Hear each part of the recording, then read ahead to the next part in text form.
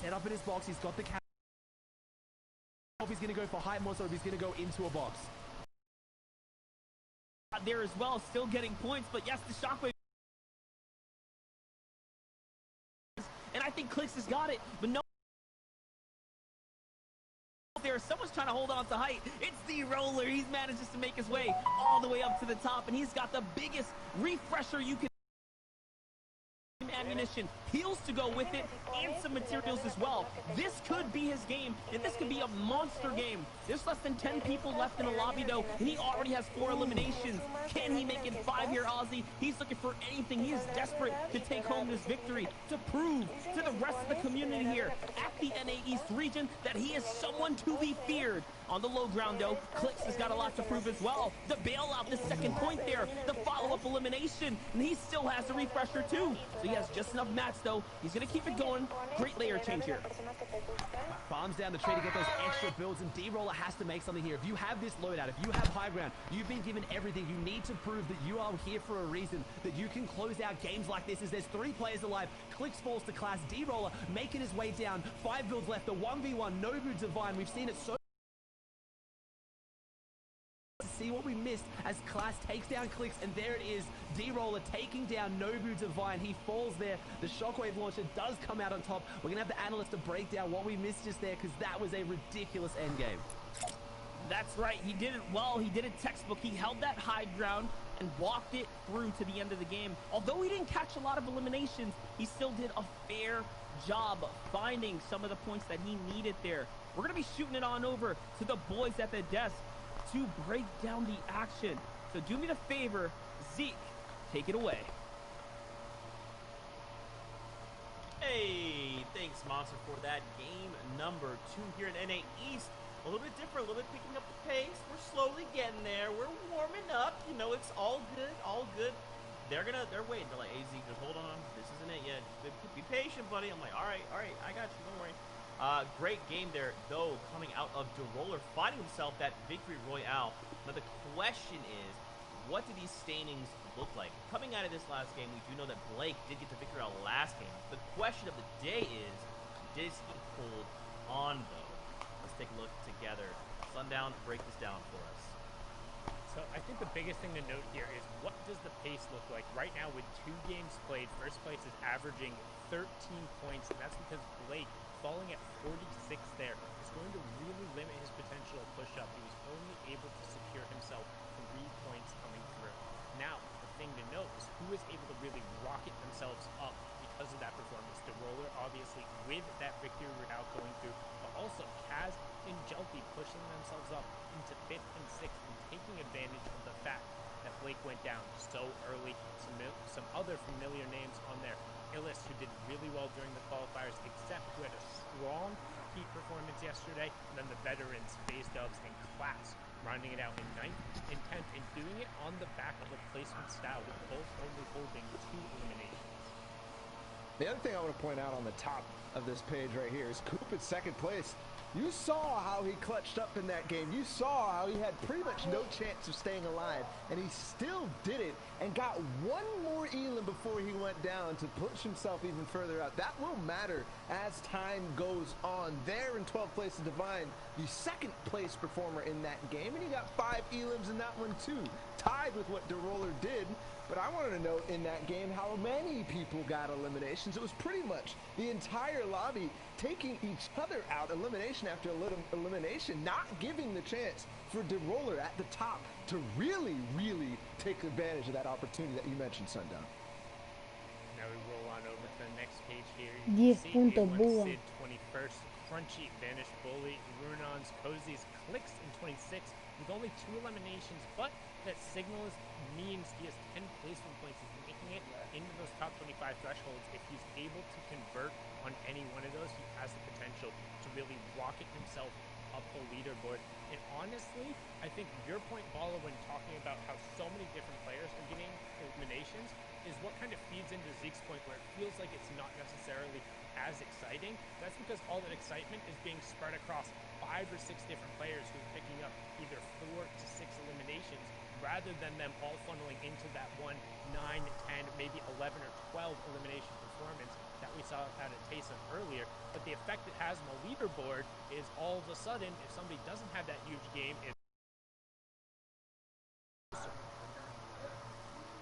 that's what the Vantage Boys did take advantage of, right? Taz and both the Roller, they've suddenly come out of nowhere, right? With these, everyone at the top eliminating each other and saying, okay, you created this opportunity for us, we will take advantage of it. And that's kind of the story of DeRoller too. Like back in the Invitational, he won that one day before we went to the Grand Finals, and I was asking myself, where did this guy come from? And he's showing that that wasn't necessarily a fluke. We're gonna take a look at what happened in this one. Blake started off a little decent in this one, but like you said, Sundown, opportunities were all of a sudden given. Yeah, and he fell over there. You can see DeRoller getting key elimination there right on the placement threshold, going to push himself over. And we talked about picking up key ones on the edge. That's eliminating Health as he's rotating in the zone, and they gave him priority spacing and enough materials to be able to convert over. He picks up Ronaldo there as well. So DeRoller really running through some high-level players he's used to seeing in the endgame. And then once you get here, he's so good at executing in those final moments and turning it into a lead. But his org mate Kaz also able to find some huge picks. He was playing this mid-ground situation with that charged shotgun. I mean, reaction shot there on the Daxter was huge. That it was. They'll look for more through the windows. This is what these guys are so good at, no matter the situation, always still looking for the opportunity to get the consistent points out of elims that you can find in the end game. How easy it is to get end game eliminations when you play normal games. But when there's this much congestion in a tight space, you see players like Jelty be able to put people in uncomfortable situations. That's Dubs, one of the best solo players in the world, and he gets put down by Jelty because he's back against the wall. Buena suerte, vamos, Jelty, one of our Latin American players who's been so absurdly consistent in terms of making it into the end game, and I'm excited that he was able to get a number of eliminations there because his ability to make it in the top 20 time and time again, he has such a high percentage of conversion rate on that if he's able to start getting these eliminations, he could push into potentially challenging for that top spot. Man, this is the question, right? With 4 games left, who can do that? Who will do that? As a reminder, we thought it was all set, and in Game 5, everything was turned on its head. That could still happen. That still has the opportunity. It's not over until that last game is played, and we can take a look at the final results. Guys, we are getting ready to hop back into game. If you are tuning in, thank you so much for hanging out with us. This is Grand Finals here in the FNCS. We're in NA East. We've got 4 games left to go. EU happened earlier. It's been an incredible day. With that being said, though, it is time to jump out of the battle bus yet again. So let's send it over to our casters, Monster Defense and Aussie Antics, to give us the eyes in the sky.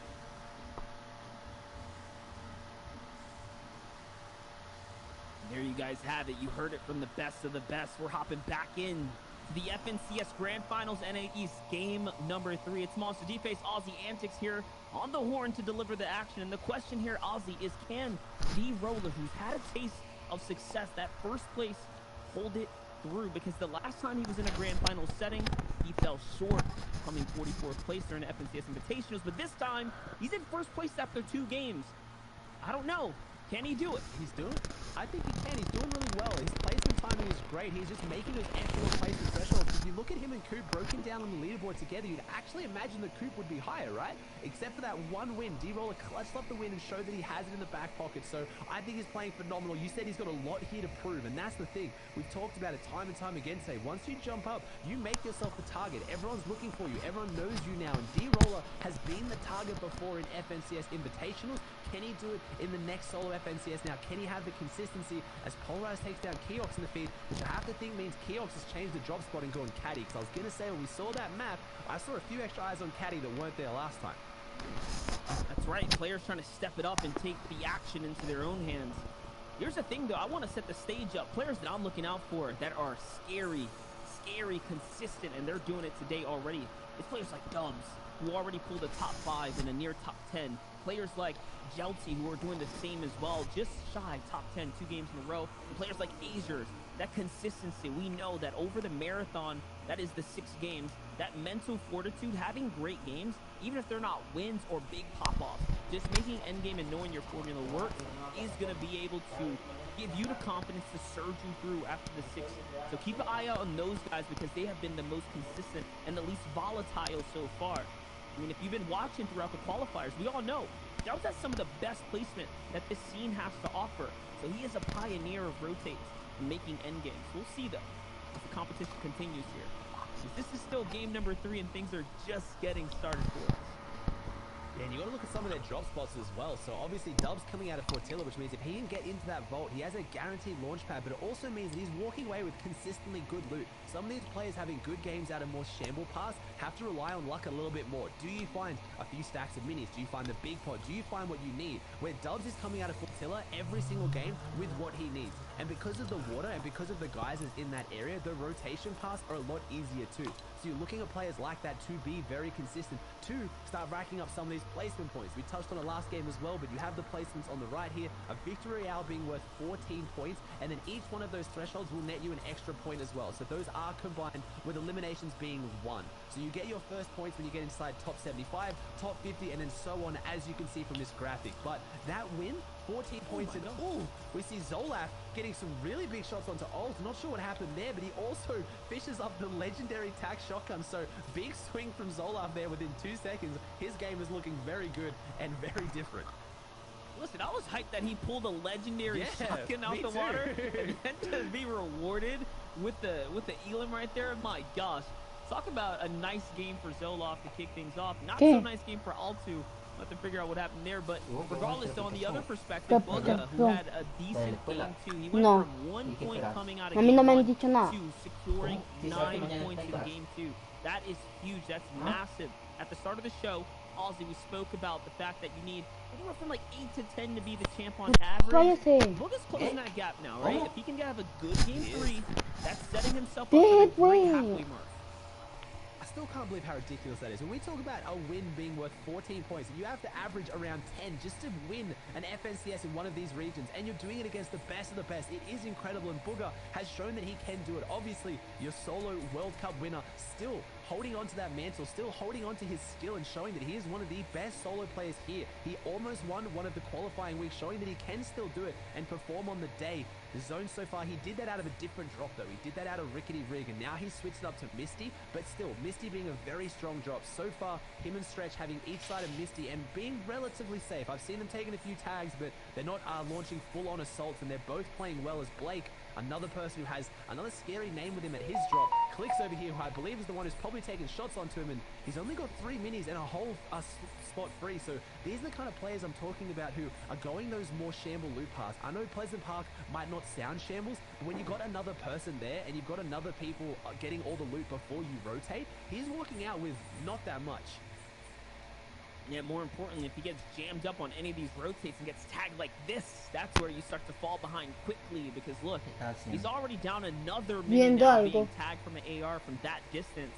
And just like that, you suddenly and slowly fall behind. You lose that early game lead that you were starting to build up. Blake, he kind of fizzled out that last game. He put 21 minutes into the second game to only secure about 3 points. He fell at 46 points, or 46th place with only 1 elimination. And that's after coming after the Victory Royale with 6 elims. So he's a bit volatile right now. The halfway mark, and oh my gosh, as I speak about volatility, he falls to a headshot sight from Stone here. Massive. Yeah. We talk about it. We talk about 6-game formats. We talk about how mentally grueling this is, the amount of pressure, the amount of time put into this, and then your game 3 gets ended within a millisecond like that. He falls, Blake goes down, all that loot goes over to Stowe, and now Blake has to sit back and spend 20 to 30 minutes watching, thinking about what he could have done differently, when honestly, when it comes down to a headshot snipe. But at the end of the day, the rotates can be different, the builds can be different, but Blake is going to be very upset with that one, and he has to bounce back. He has to keep his mental in check, because he's still on pace. We talked about it. 10 points every game is what you need to win this one. He's on 30, and this is game 3, so if he okay, but unfortunately, Blake picking up game 1 win. The last 2 games No puedo not mover gone as la great for him. mouse. That's que the está rough part, right? transmitiendo el audio, Proving dice el yourself, micrófono. proving to the community that you're not just a team-based game No puedo player, mover like you can nada. do it as a solo. He has yet to actually prove that. Even with the strong starts, we've seen him come out the gate swinging and then continue to fall. It just seems like that is how his history's been written time and time again. But don't worry, we still have half a competition in front of us. This is only game 3, and it is just kicking up, ladies and gentlemen. But okay, Clix has high ground. He's got the mountain on check. It looks like he's probably even put some tags down, so he might be chilling as far as the Storm Surge goes. On the other side, though, here's FaZe Dubs taking it up with Azers. I gave FaZe Dubs a lot of credit at the start of this, talking about his consistency to make it through to endgame, and he's already engaging onto a mid-game fight, or early game fight, with the player that's in top 4. So this is 2 top 10 players, potentially, holding out one another here in the Storm line. And he has to make this rotate, but again, it's that loot. Look at, he takes the tags, but he's got the minis, he's got the bigs, he's got 6 crash pads and the launch pad. A lot of these tournaments are decided from the drop, but you have to have respect on your name. You need to have people respect you enough to not want to drop with you. Dubs, obviously having done that, one of the most decorated competitive players in history, a World Cup player.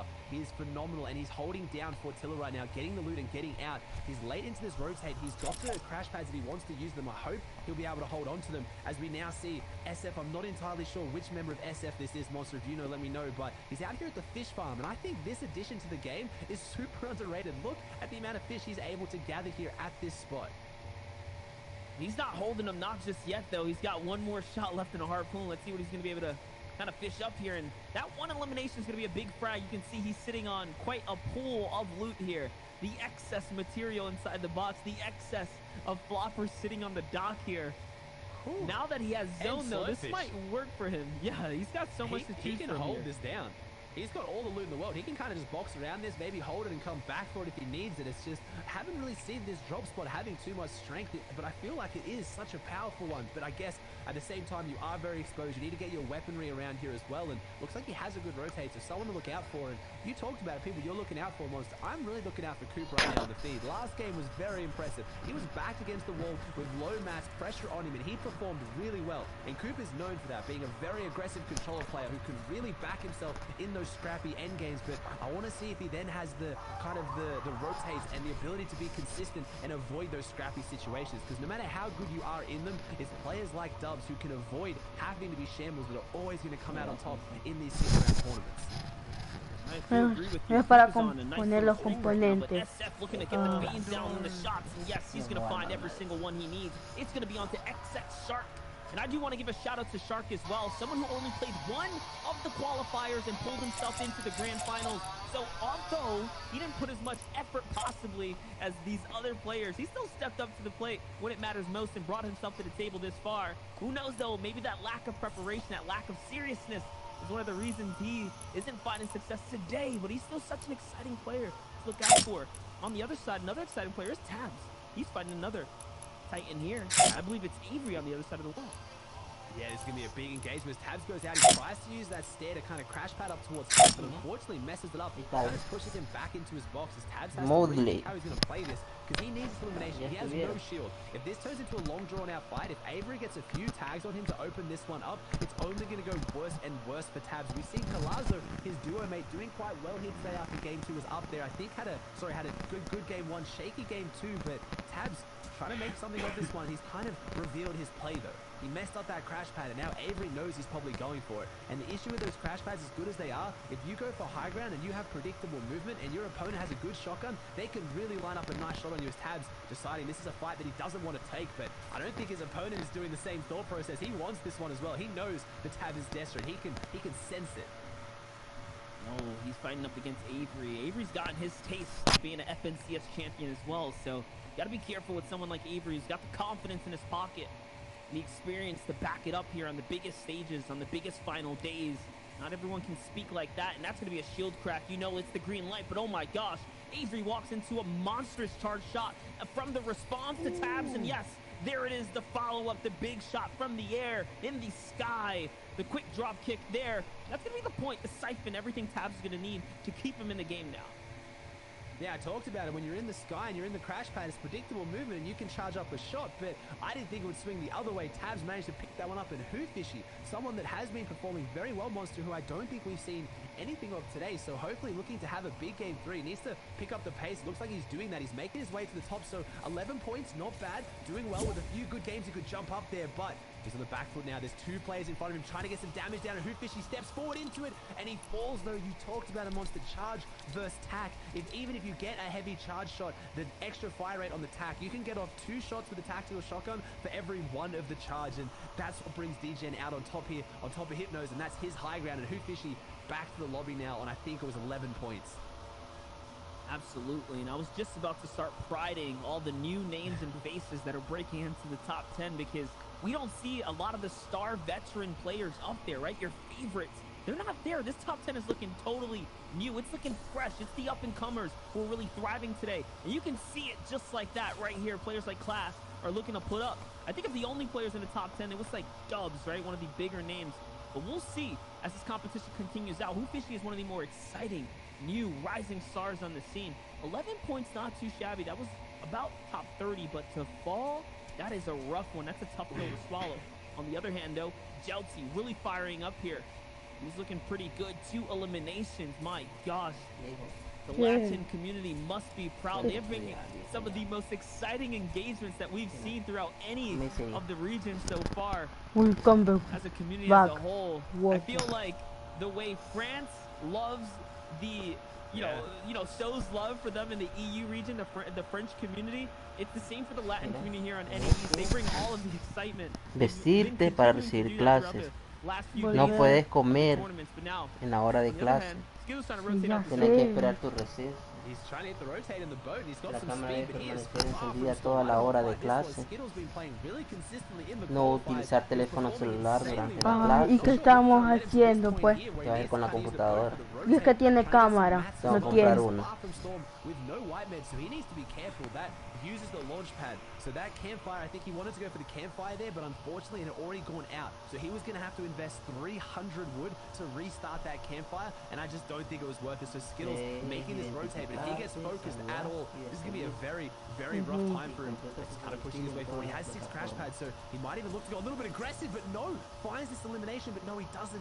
The other player gets eliminated from someone else. I believe Binky just took down exactly, but Skittles was there, and Skittles pushing forward. And just like that, he's back in the game. He only gets 1 elimination, but he gets 2 players worth of loot, and I take it back. Skittles knew exactly what was going on. Apparently, he had this one down. Right, there you have new names putting it up. It's happening here right now. Skittles, and that was so clutch, right? He didn't have any HP, so the siphon was much needed. Very much welcome. As we talk about old heads and the vets here, it's FaZe Dubs who's looking to put up right now. 19 points in the competition. We said that consistency. Remember, he was being held out by Azers in the Weeping Woods, but he just pulled off a massive dead side rotate. He flung his way all the way north now, coming into the lightest congested areas. He's really trying to play that into his benefit. And now having to crash that in. Oh my gosh, it's going to hurt him a lot. Yes, here comes the lobby focus. It doesn't matter. He's too late to the zone, and because of that, exactly, he gets focused out. Unfortunate there. He didn't have a lot left in his name. He must have used a lot of the shield to try and get to that point. He only had bandages left for meds, so Dubs out of this one. Honestly, I have my eyes on Kaz. So we've been talking about new names, talking about old veterans, but there's those players in between, Monsters. Those players that have just, they've always been around the edge. Kaz, no one would consider him not a top-tier player, but he's never had that big game performance like Stretch has, right? Like winning one of those majors. So I'm really looking at players like Estoy viendo la FNS. Estás viendo un video. Ah, no es un video, está en vivo. Me tienes que entregar a Play ya. Ay, sí. Sí, sí, hombre. ¿Cómo que sí? ¿Qué pasa que es broma? ¿Usted piensa que es broma? A las 8 me las haces. Yes, D-Roller is there. He's right on the storm line. So D-Roller can still continue to put up points. You're looking at the neck and neck, the first and second place at the current standings right now here in Game 3 as they're coming into Game 3. Not only hovering behind one another, but literally closing the distance, closing the gap by finding Elin. So the action's on the feed, and you know they see it. So the red flag is up. The awareness is there. On the other side, though, Mikey looking to gather information here, peeking out of the Brian me lo tiró. No estoy nada. What's he going to find out here? He's going to find out that Crims is nearby. Boog is up top. Kaz is right there. We're just giving him praise. That's a big name with a strong position right now. He's in the middle of zone 4. So the likelihood of pulling the next zone is very, very high. And this zone is going to be like an interesting one. It hasn't got too much to it, though. It doesn't really have, it has a little bit of a river as we see Nexi fall to Mikey. We don't have any big mountains. It's not going to go back through Steamy, I don't think. So this zone is going to be a bit more of a safe one. But at the same time, if you mess up your rotate, if it goes the wrong way and you get focused like Dubs did, there's not a lot of cover. Monster touched on it last game. We've seen 2 weeping zones with the trees, which gave a lot of cover from the sightlines. This game, that is not there. There is not a lot of cover. You can see how open this is. And right now, we see a player, D-Roller, who is in first place, 40 below Storm Surge, with 3 players needing to go down in 20 seconds. So with how slow NA East has been playing out, with how methodical these rotates have been, D-Roller has to be very careful here to try and get those tags or risk having to heal out Storm Surge, which we've seen that go poorly quite a number of times here in the qualifiers and heats. You forgot to mention he didn't have any heals, so that's off the table. Yeah. He's got no other option other than to fight. And someone who's seeing the fight break out, it's Skittles. He's looking right down into the kind of the area where we just saw D-Roller moving through. So he's trying to see what he can find. The rockets are flying in as well, so that's the grief from the rest of the lobby, trying to get a piece. That could be him. No. Yes, it is him. He was on the run. He was trying to find anything to keep him alive, Ozzy. He's out.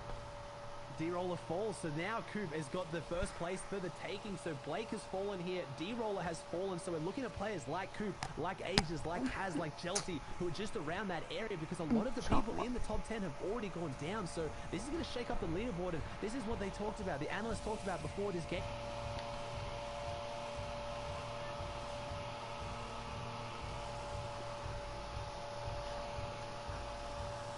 Saludos a Flow.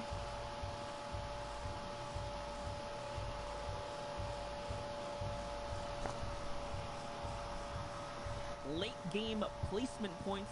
This is looking very good. We're going to be seeing class break up inches way higher. Players like Dubs have already fallen, right? You mentioned Blake and the others are down too. So this is where the leaderboard really starts to change up and things get a little bit closer. New players break in. We see the new breed stepping up now.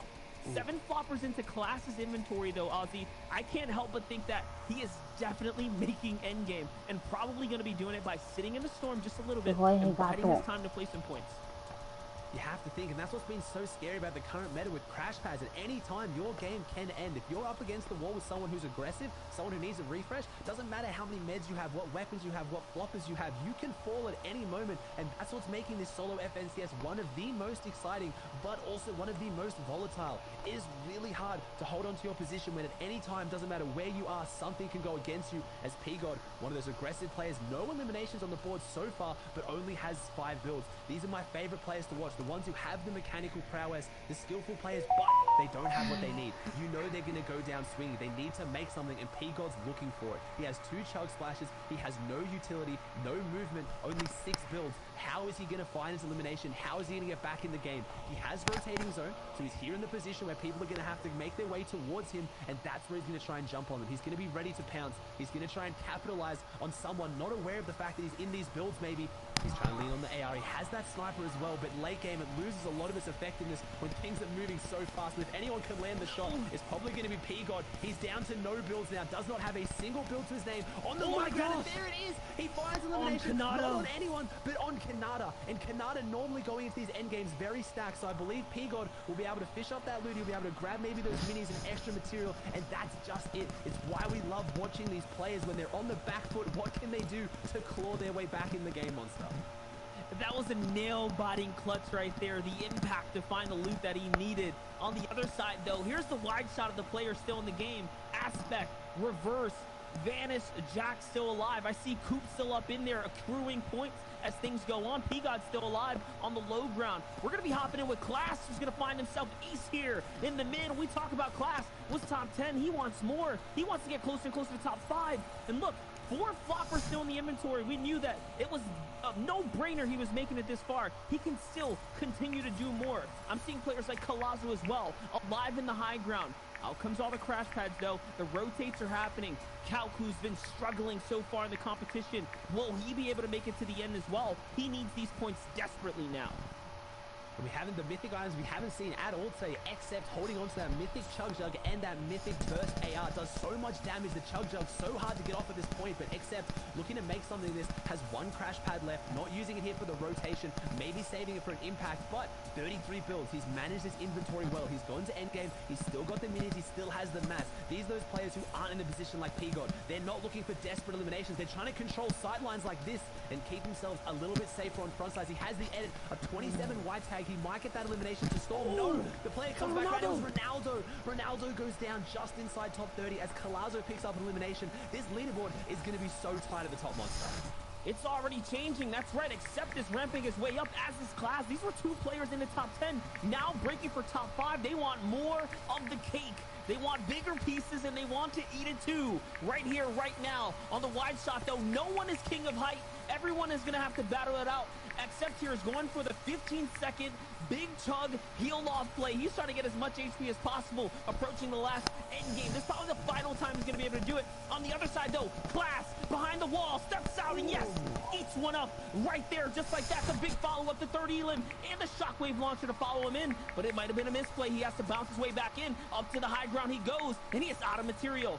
So what is he going to do now with only 1 play left? It's the go up. It's the challenge high ground. He sends someone flying, and yes, they go out into the lobby, into the storm. And now Class has to do more, though. It's a battle against the grappler. Can he do it? Yes! He follows up the monster shotgun shot. And he still has more. He jumps down onto another player. Oh, my gosh. He is tearing it up now, Ozzy. It's back-to-back eliminations here. And he is clearly in first. And if he can close out, he'll continue to hold the lead.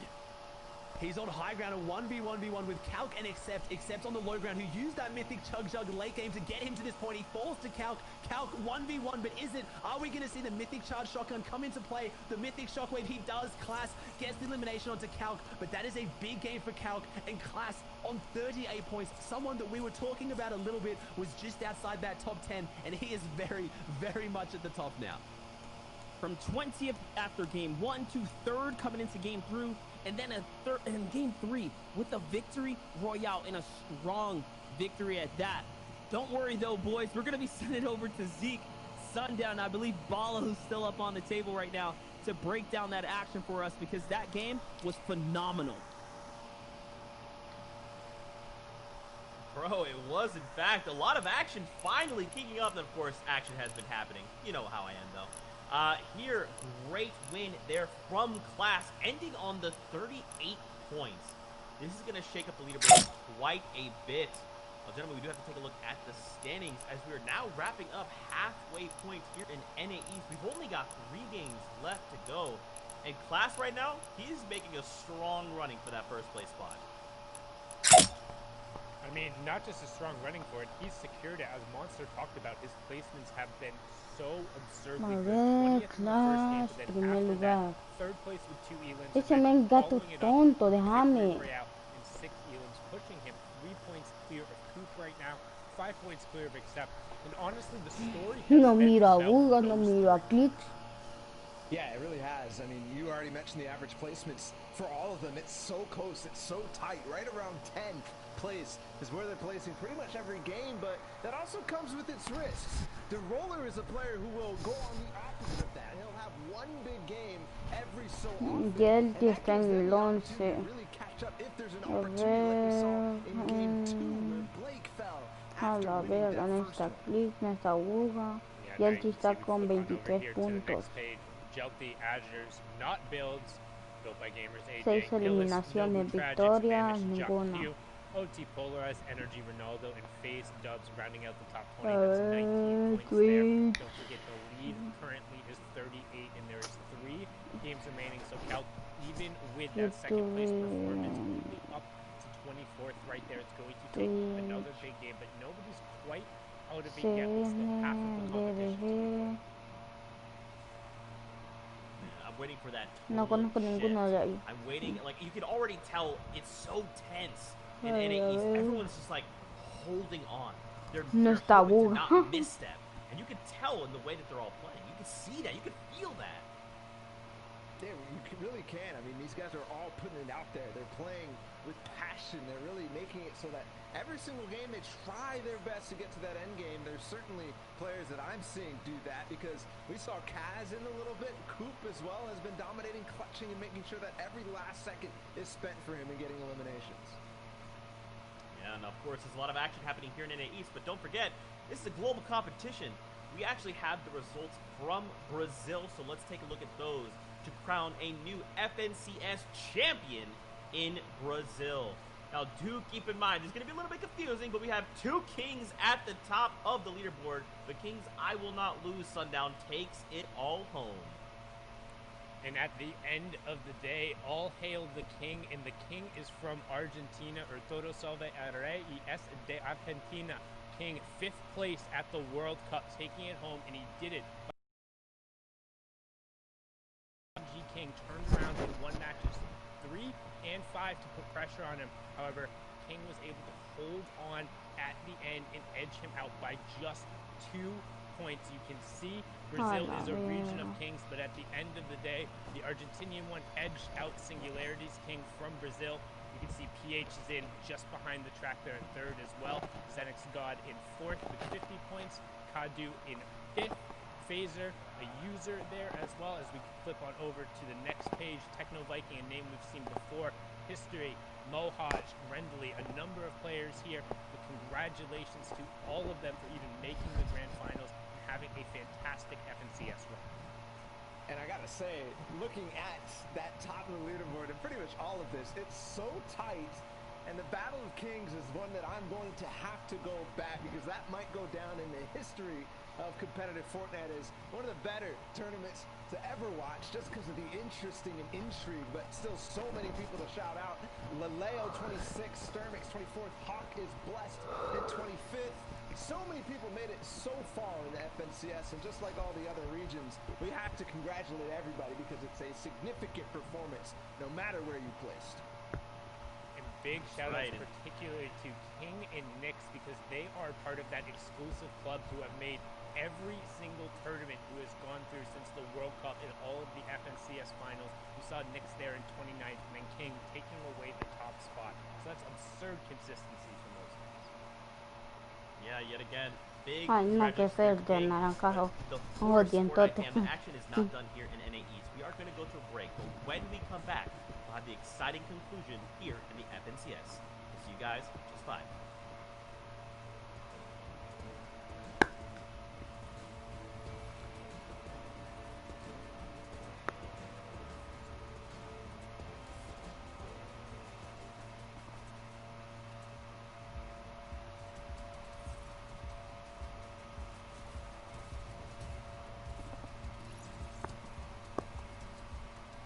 Hola.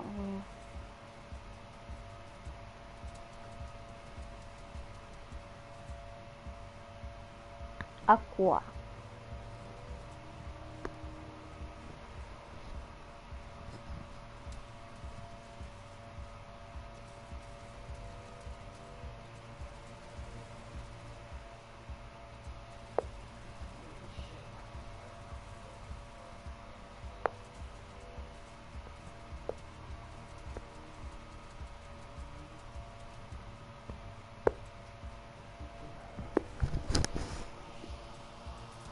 Ya me aburro.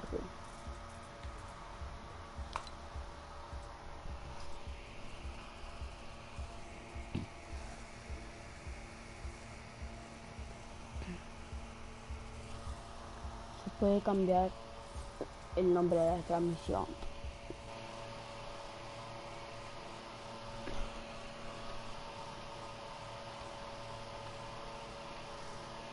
Desde la transmisión. Entrar hablados.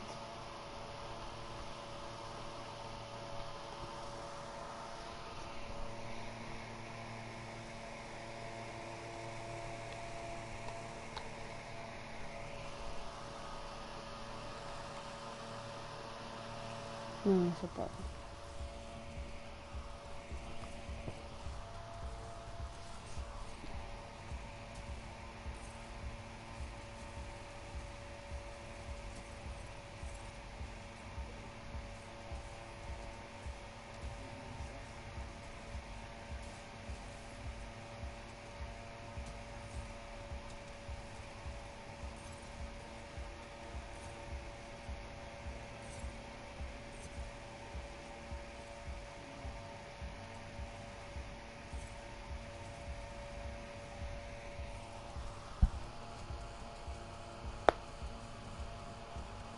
A la verga.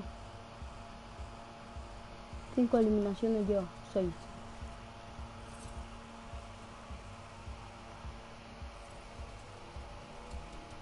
Me llega el end de Aqua.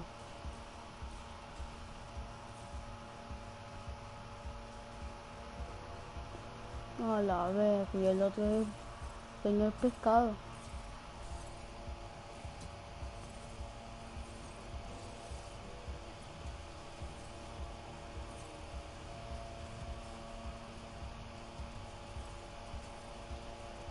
No tiene bala de arriba. A la verga.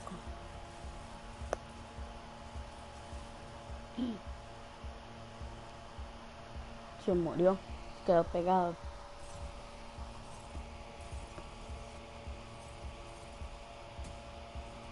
Lo que le gusta traer tormenta a estos manos.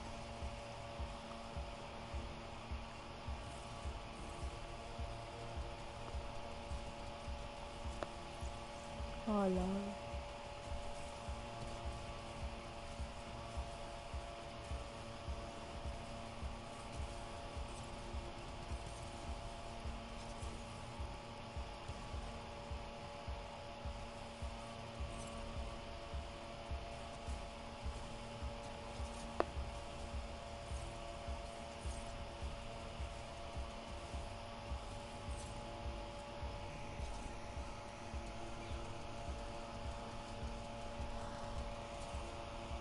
Dos asesinatos, 30 más. Loco, que jode ese tipo.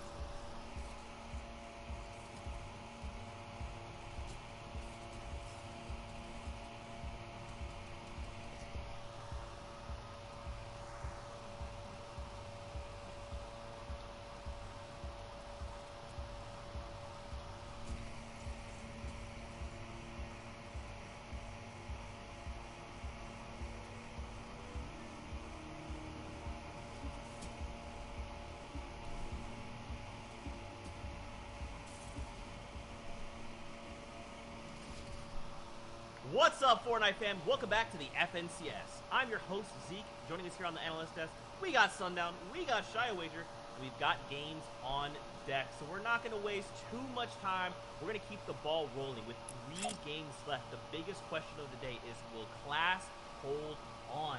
Can Coop come out of nowhere? Will some third player rise to the occasion? We'll find out as we enter this next game. Aussie Antics, Monster Face, take it away, gentlemen. Thank you so very much. And that's right, Fortnite fam. We appreciate you guys for tuning in all around the world. To give you guys a little context as to what's going on here, it's the NA East Grand Finals, and we are halfway through the competition now. This is game number 4. Aussie, what's going on? Oh, lots going on, mate. There's so many people who can overtake it. Normally, as a caster analyst, you start looking for the big names, do your research, who's going to come out on top, who's looking like they're the favorite, and really kind of like banking on them. But it's anyone's game, which, in my opinion, can be even more exciting. It's so exciting making these new names, giving them a chance, right? All of these players we've been talking about today as the big names, the vanguards coming into this, like Dubs, like Booger, like Stretch, they were nobodies at some point too as well. Not everyone knew who they were, and hopefully today we have a chance to crown a new champion of NA East, a new name to look out for, and Class looking like he might be one of them. That's right. I mean, with the amount of points he's already pulled up and the Victory Royale, things are looking to start to break away there towards the top. I mean, Class with 38 points, Coop with 35 points, and Accept with 33 are all of our top 3 runner-ups. And they're the only ones in that 30-plus point threshold right now. So it is looking like it's going to be a breakaway game. Somewhere around that 50, 60, maybe even 70-point threshold mark. We'll see how far we end up getting. And there's your format breakdown. Oz, why don't you explain to the people at home how this all works? Yeah, so obviously you got Victory Royale is worth 14 points. That's if you win the game. You're going to walk away with 14 points. You see the different thresholds beneath that. So second place is still 11 as well. The first set of placement points is top 75. So if you out-survive 25% of the lobby, you're going to pick up 1 point, and then top 50, and then it progressively gets faster. So as you can see, these thresholds a little bit wider. So the early game, you have to survive for quite a while to start to get any points on the board, really. But if you get right to that top 10, top 20 area, they start ramping up fast. And that's exactly what Class has done today. The reason why I have a lot of confidence for Class going forward is he has an average placing of 8 in 3 games. That is huge. He only has an average of limbs of 2.67, but we've seen that placement comes out on top in this format and in these grand final days, and dropping Shark somewhere far away, who so far looks like he's uncontested. If he can keep that up, if he can keep getting those placements, it's going to be huge. That is right, and don't worry, guys. We have all the action ready to be covered here today. It is unfolding all across the Fortnite world map. Here's a little highlight from earlier. Coops, nice little sniper shot right there. From that, Steamy Stacks, and this is how he ended up getting that first elimination at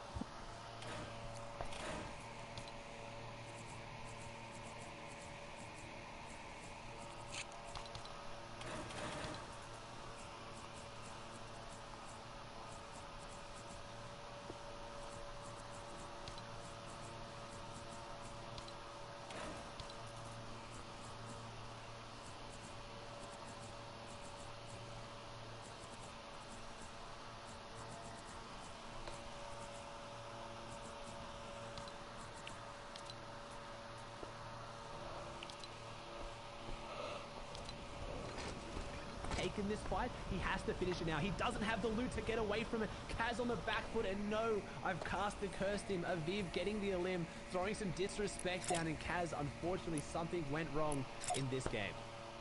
Kaz was tied for 4th place there. So him being out of the competition now is going to be huge for him in his standings and how he's going to be able to shape himself out in the rest of this competition. And he fell to someone who's on their way up. Like, Aviv is doing pretty good right now, 18 points. So that's that. Here's Illister, on the other hand, a more relevant fight right now as he's on the hunt here. The crash pad on in, the shield crack, and that's going to be the green light to step on in. Look at the swiftness of the edits here. He's not playing around, and no hesitation. Vamos a cambiar esto una vez más. Y vamos a poner esta con... No, como la mochila está bien. Pico, como no va a ver, vamos a poner esto. Still has some meds, but he wants to take it, but never mind. Altu using that defensive advantage to get the eliminate. Now he's crash padding in. Illis crash pads out, something we haven't seen too much.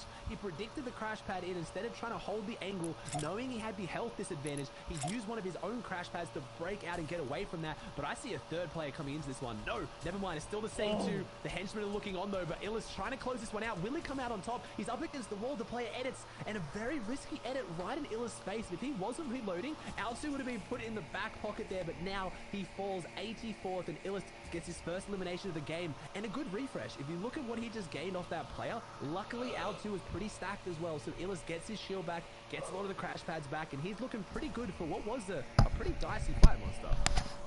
More importantly, he gained the point off of that because he needs it now. That's going to put him one step closer to top 10 there, which right now, the cutoff line for top 10 is 23 points. So 21 now for Illis is pretty massive here, considering we're getting closer and closer to more placement and that mid-game right now. Remember, we did jump in with just a few minutes already into the action, so it's a little bit of a deeper setting here. On the other perspective, though, just think about his loadout now. It's all coming together here. He's got shields for days. He's got rotates to play off of. All he needs now is to continue to max out this material and make his way to safety here. But it's not looking too good. He's got a lot of pressure and focus coming in from different players. He's got one player behind him and a lot of players in front. So if he takes this fight here, they've got to close it out quickly and not bring too many eyes on them, because now they're making a lot of noise. And those players that are just inside Salty Springs will have eyes out here now, knowing the players coming in. But Illis is really playing aggressive here again. He's pushing off just a couple of AR tags, but luckily for him, the third party that almost eliminated him before actually helps him this time around, and Crypt going down. Illis, 2 eliminations on the board and an even better loadout now, picking up the one thing he didn't have, which was a launch pad. So Illis' aggression paying off in spades here now. 2 two on the board and a lot of extra room to show for it. Not only that, he has a few options as well. Heals to pick from floppers and chug splashes both. Azers on the other hand, no playing this cone right now. 24 points here. He was just on that brink of breaking out. He's in top 10 now if you think about it, because of the fact that he did have someone taken out there as well just at the start. Bola dia bola tampoco. The zone's closing in now. There's a bunch of players behind him. This right here, oh my gosh, the cone's gonna play off. It's Rox who walks right into what is basically an ambush from Azers. He gets rewarded with all the loot. Gets all the loot dropped down onto this ultimate low ground layer, so he's dropping back Casi down to muere these ese so he's going to try and men. hopefully expand out here, because Fash coming in to try and take some of this, and also this player seeing that he's maybe a little bit weak, or assumes that he's a little bit weak, trying to take some shots in from the side, and yeah, just a big ambush there, and that's what you see. Do you have the confidence? He could have stayed in that cone play, had no idea he was there, would have held on to the placements, but having the confidence to be like, no, I've got the advantage, I've got the drop and going for those fights, and that's what you want to see. Today's the day of days, the grand finals, and you need to be able to back yourself, as you see Haji put back against the wall, someone I said to look out for, who actually won one of the games in the heats to qualify here on 20 points, so not a bad performance by any means, and he was caught off guard there and just relied on pure reaction time and aim. Massive eliminations worth 2 points because the 75th placement threshold was broken as he converted. So just like that, 18 to 20 points now in the game here. This is Grand Finals Day. This is the halfway mark of the competition. Game number 4, ladies and gentlemen. So after this, that's it. They only have 2 more opportunities. You do not want to get sent back to the lobby like Sid here, who was doing so well up until now, but there it is. He met the red light. He's got to park his car here till later. He's going to have to try and come back into the next one, hopefully hit the green line and push forward. Might have to hit the gas as well. He's doing well, but he's not too far up on the leaderboard. And there is big prize money today. We haven't talked about it too much, Monster. $50,000 for first place. That is how much the players got for qualifying for World Cup. So this is big. This is a big stage set here. And these players really are going to have their eyes set on the top. And we broke down the prize pool before the show with the analysts, and it does start to get real heavy around that kind of top 5. But there is big money to go out today. 1 point, 2 point can be the difference between a few thousand, or even we saw in Europe, sometimes one elimination. You were talking about it, Monster, with me in the pre-show. Some players going down in their last game, they were like $20,000 and $30,000 swings in a single fight. Yes, that's right. This is life-changing prizing on the line here. And that's not it. It's the glory as well. It's to prove to the community, to your peers and friends, that you are one of the best. And all that practice you've been putting in is going to be well worth it here. This is a big rotate for Accepta, who's in top 10, who's now getting pressured in by Bugha. We saw he didn't have any shields. With the upgraded AR now, if he finds a shot here from this epic AR, it's going to hurt. It's going to do a lot of body damage. There it is. It's 35. He's close enough. It only takes 2 body shots to finish him off because of the additional pressure from the rest of the lobby. And now Bugha is keying his way towards the loot. There's someone else on the other side of the wall. He's not going to yes, he is now in a weird situation now, sitting on top of a bunch of enemies, but it's okay because he is safe for now. No more heals left in Bugha's inventory. How is he going to bounce back in the competition is the big question now. I'm looking at that hunting rifle. I mean, Bugha, we used to see him in the driver's seat as well. The weeks we've seen him do so well, he starts off strong and he finishes strong as well. So Bugha having a bit of a shaky start, needs to claw his way back into it. He's not performing poorly, but needs to pick it up a little bit. As we see here, 4 of the top 5 players have placed top 25 in all 3 games, showing how consistent it is at the top. And Azers picking up Thatch, getting a big refresh. So like we said, Monster, this isn't like EU where we see someone getting a big win and running away with it. Everyone's trading up, everyone's playing consistently, and it's going to 100% come down to the wire. So far, none of these players have shown they can jump that 10-11 elimination win. As we jump onto a replay with Skittles, who's on only 46 health, who needs to make something happen. Crash Pad's in the back pocket, trying to push back forward, trying to hold off a third party and a player aggressing from behind. And it's just the lobby focus. Doxy Fishy picking up the limb. And Skittles, someone who's been doing very well here today, going into this game on 6th place, falls just like that. I love how we gave props to players finishing in top 25, and just like that, 5th and 6th place are now down outside of the top 25. Very far from it, but it is okay. The competition is still raging on, and there are still more opportunities up ahead. It's a matter of who can bounce back and really pull it all together. This is a very crucial zone to make a proper rotate out of. Someone like Bugha is going to need an impact soon. He's going to find one through the floor there just in time as the build is freshly coming in. And he's going to be sitting inside some enemy builds now. He's trying to see if there's some free loot down there. He's probably going to want to take advantage of this. And remember, he did just tag the player down there as well. He needs this as much as the guy in front of him, and that's a free tunnel he's landing into. ¿Por qué hubiera la pinche partida? Impact elimination, or will it be the end of his run right now? It's going to be up against Not Builds, who's on the other side. So here it happens. The crash pads are going to come out, and now he's forced into defense. He only has 45 builds, guys. This is not a lot. Ooh. He's got to secure this. He has to get it. He does. He gets the elimination for it too. So obviously we had the Nobu members back foot as well, trying to push for that one. I saw it. There it is, the mythic Chug Jug. When you're going into endgame with no builds, no material, nothing, we're gonna need to secure this. He can't walk away from it. Y a la otra rata agarrando el loot de Hugo. What did he get? Did he get the material? And did he pick up the infinite Chug? We're gonna have to find out when we jump on his perspective. And I was just going to say, as much as those players in the top haven't really had their big game, any of these players can. We've talked about it, who's who, Bugha, Stretch, players who have shown in qualifiers and heats, they can drop 8 to 10 elimination wins. If one of them does that soon, we're going to see a big jump up from someone else, and the leaderboard at the top is going to get even more stacked. That is so true. And this is the time to do it halfway into the competition. We've seen players like Stretch pull off the marathon run, the back-to-back big games that he needs in the past.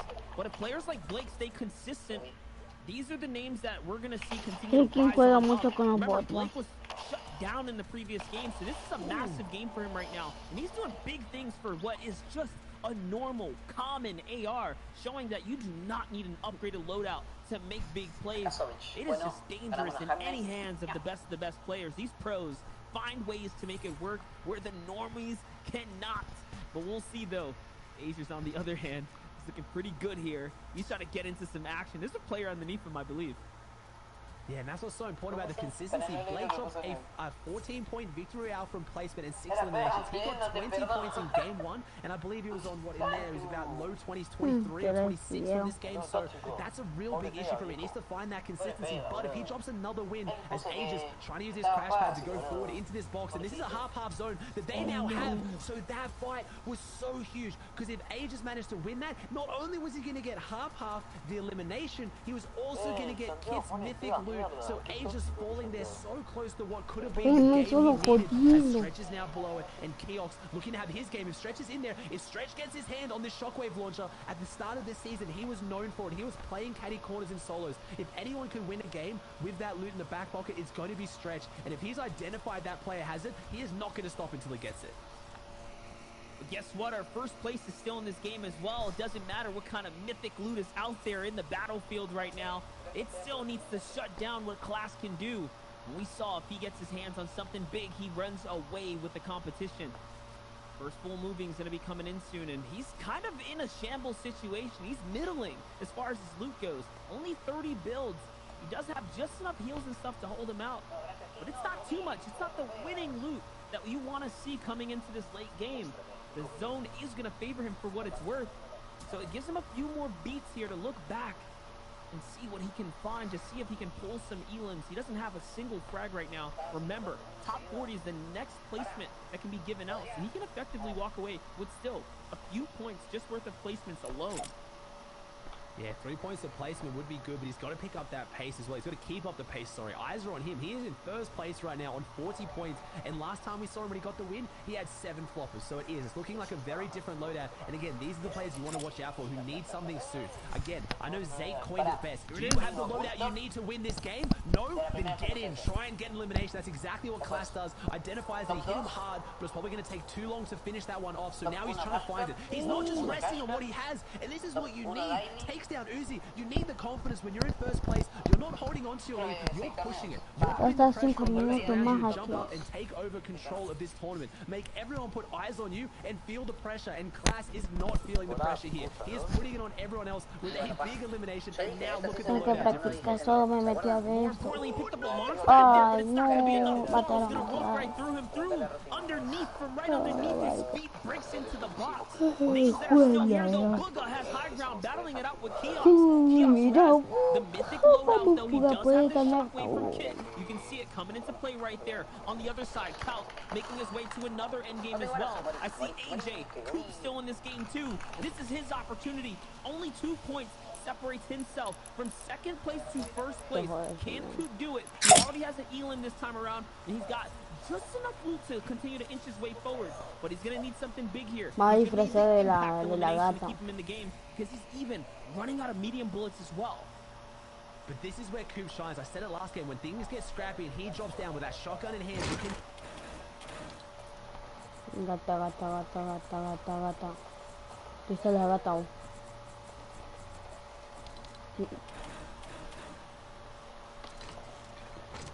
A lot of players around him right now who will be running shambles as well. He's going to hit the crash pad and try and find something. Pushes him nice and far forward, but where is this player lurking? Where is his elimination that he so sorely needs? He's trying to find them, and there they are. They're behind him. He finds it onto Tabs.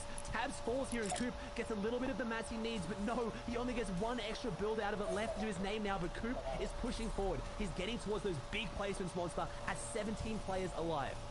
Not only that, though, the zone favored him when he needed it most there, swinging right back in his direction. So there you have it. Coop still in this game. Don't count him out just yet. On the other side, though, Crunchy now down to 7 builds, has to do something massive in the low ground. He's looking for any kind of frag he can find. This could be his big opportunity here to find the impact that he needs. On the high ground, though, Kiosk is still doing something big. And there you have it, Ozzy. You called it. Coop still making things work with nothing in the inventory. Not on the low ground. Someone's right in front of him. He actually gets to the cone. He's just trying to stay alive now. Any placement matters. Remember, he's in first at the moment.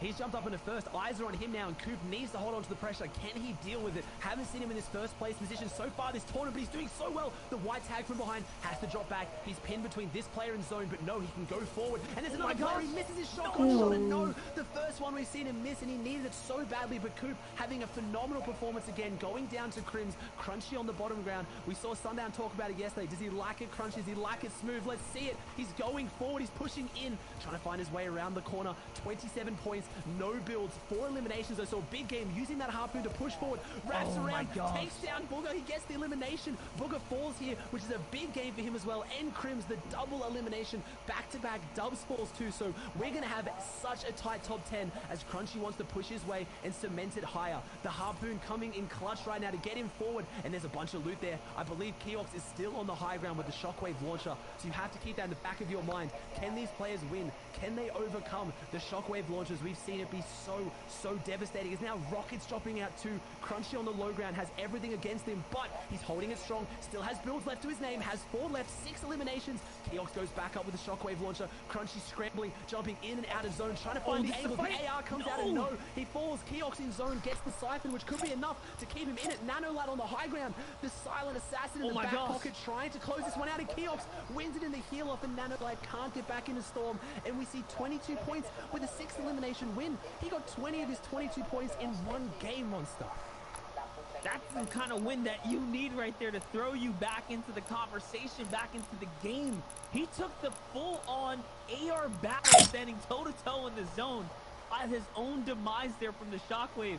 Either way, though, we're going to send it over to the table, to the boys at the main desk to break it all down. Zeke, take it away. Thank you so much, Monster. Kiox there, finding himself the victory royale. And boys, we're seeing the caddy launcher, we're seeing these mythic weapons finally in play equals victory royale. It's happening. The story is all the time. I mean, we've seen it pretty much every single time throughout the heats and until now. It doesn't matter whether it's the person who started with the caddy launcher, with Kit Shockwave launcher, or not. If you pick it up, you have a big advantage going to that final 1v1. Absolutely. The question is, for the people who didn't have it, how does the overall standings look now? It is Coop all the way at the top spot in first after that dominant survival at the low ground. No wins, but look at those eliminations resulting in 45 points. And the thing I want to note about Coop at the top is he stays holding on to that 10 average placement that Sundown in the previous standings said that he needed to maintain. There is a big, scary moment for him, though. If he falls in any of these, that is the opportunity for someone to rise up. And Blake did just that in the last game, getting right back up in the fighting chances. And this is what happened before. I think in almost every competition Coop has been in, he's had a top spot, third or first, but then faltered and tripped. So he has to break the pattern, break the curse, hold first, and then win out for the whole day. And where will any of these other guys end up falling? On the second page, there's still some big sleepers. Kaz, who's been playing very well, has fallen all the way to 11th.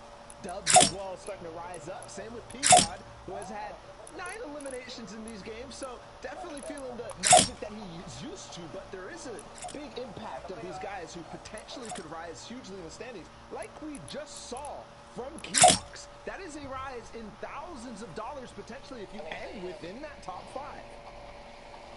And that's what we saw in EU, right? Like, we knew Tayson was going to walk away with the victory, but when you're looking at that big breakdown in placement, the prize money that you could walk away with, you're trying to hit those top spots, right? Like, that's what these guys have to do. They have to come out swinging. They have 2 games left. They need to make the performances that will literally shape history and make it their own, because right now, it's make or break time. Yeah, a lot of people have made their performance stand out now in game number 4. We saw Prince take out the first place spot in that last game near low ground. Now he's sitting in the top 30. Very similar for a lot of players. They have their pedestal now to boost off of and then shoot for the top 10, shoot for number 1. It is still anyone's game. And that was actually the second game in a row that Chris has played very well in towards these end games. There is some serious moves being made by other players that we might not have necessarily seen. We saw him definitely in both of the last end games. We'll have to see if he can continue it. That's right. I mean, as we kind of break some of this down, we've got 2 games left. There's a lot of these power shifts happening, a lot of players making moves, others falling. I mean, again, as people are eliminated, that's it, right? They have to wait for the next round to earn more points while others are allowed to kind of step forward. Keox, I mean, he made this game his own. Yeah, let's just stop back and look at exactly how Keox won that last game. Maximum amount of ammo and loot to boot. There's some nice shots all the way there in the mid-ground. Once you are loud and heard afterwards, you go all the way to height, start dropping down, mid-air, 70 damage tag to wrap that up on low ground with another quick shockwave up. Look at every single use. We're pausing on him to show you the decisions that he's making in fast reaction times, getting these shots down from long range, from beautiful moments and shots all the way outside the zone. They just connect for Keox. The final moments too, the confidence to go for those AR shots at long range, to take out Crunchy and then nano it in the final seconds. That was brilliant from Keox, and he makes it work. Again, this opportunity that we keep harping on Zeke, its potential for thousands of dollars if he can make it work one more time. Yeah, man, we've only got 2 games left. We can't stress this enough. For you guys watching at home, every time these players interact, it is going to dictate whether they are moving up or down the leaderboard, right? Again, if someone is eliminated, they have to wait. They have to sit there and think about what is, like, the mistakes they've made. Una esquina ahí.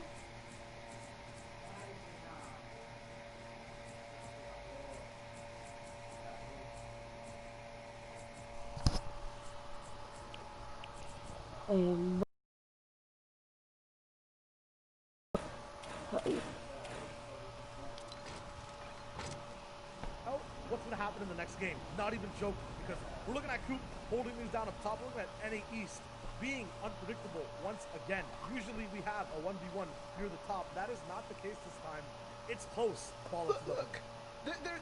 Thank you for being very clear who you're talking to. Look, it's close, still at the top. I mean, Class, who just had that previous massive game. Ya vi, Juan.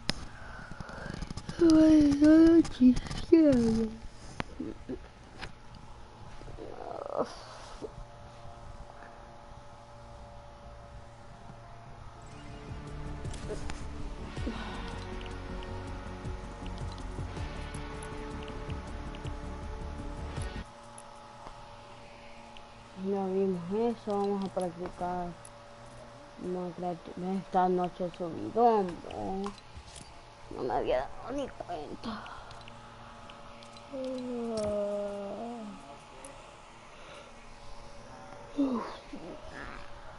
Quiero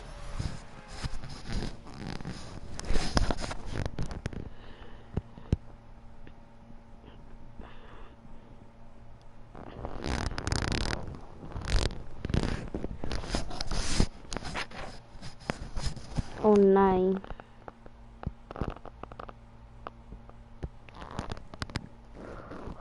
A ver. Así conocí a Yelty. Quiero ver a Yelty yo.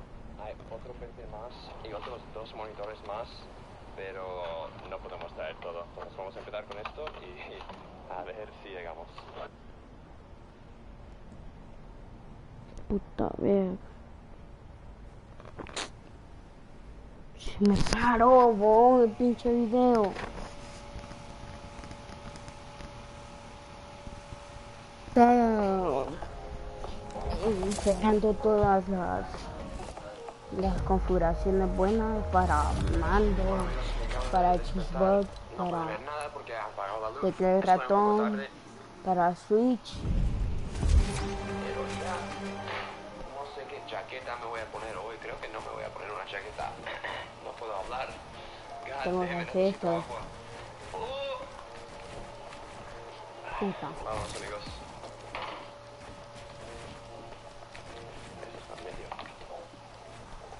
Vamos a acomodar el teclado que lo tengo por la pena.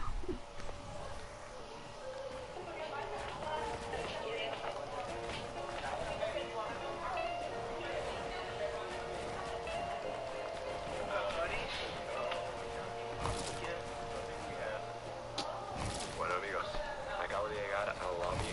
No sé por qué no me pueden ver. Luz, funciona, tío. A ver, me puede ver un poco mejor. Casi no me pueden ver, pero bueno, me he despertado un poco pronto hoy. Estamos en el lobby. Estamos esperando para los otros jugadores. Aquí está Symmetricalito. Ahí, Ronnie. Y vamos a ir a recoger nuestros badges, se llaman. Son 2 cosas para que nos dejan entrar en el torneo. Vamos a ir ahí. Voy a recoger No eso. puse acá abajo en la escalera. Tienen 18 años, tienen que hacer el trabajo de la escuela, es por ley. Entonces ellos van a estar un poco tarde, pero yo voy a intentar construir el PC un poco pronto y a ver qué podemos hacer. Vale, nos vemos ahí. Vale, aquí estamos. Tenemos Leno. ¿Dónde está Leno? Desapareció. Ahí, Symmetrical. Estamos a punto de ir a recoger nuestros badges. No tengo ni idea dónde está. Así son los nairis que quiero hacer. Vámonos ahora y Así. ya veremos. Yo quería practicar el lucha.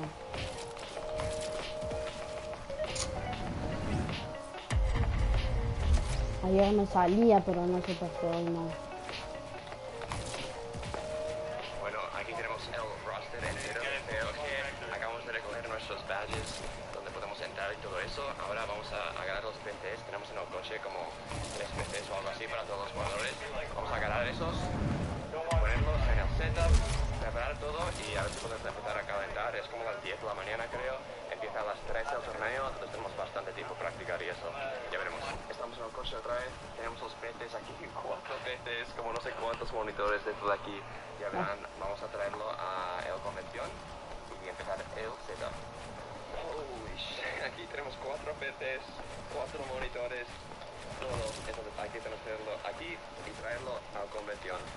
Hay otro PC más y otros 2 monitores más, pero no podemos traer todo. Entonces vamos a empezar con esto y...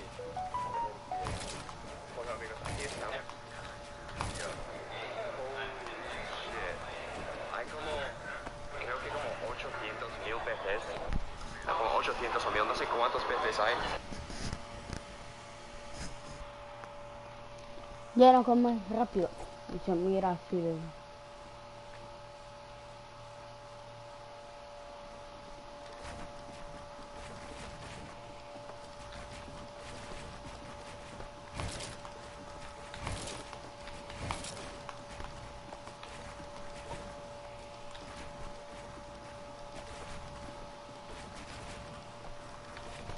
Así se mira. Pero este sitio es gigante, no he visto tantos PCs en... Bueno amigos, acabo de terminar el torneo. Fue así, no cualifiqué, pero tengo otra oportunidad mañana, entonces voy a jugar mañana otra vez, a ver si puedo cualificar. Vamos a cenar ahora con unos de Timbers, creo que Pigard viene también, y bueno, a ver qué tal eso. Y pues, sí, nos vemos en la cena. Bueno amigos, vamos a comer ahora. Aquí está Perusquita en su teléfono. Tocata Vlog. Tocata Vlog. Jelty está por ahí, no sé qué está haciendo. No sé qué vamos a comer.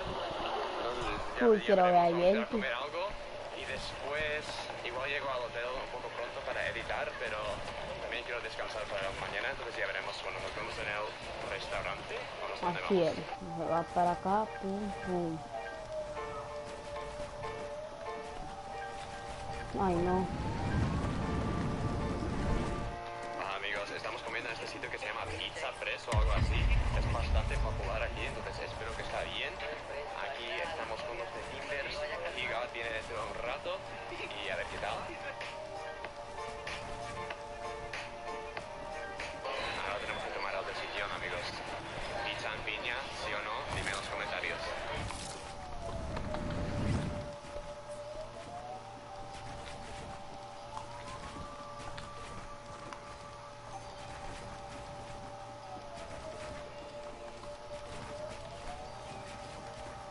No.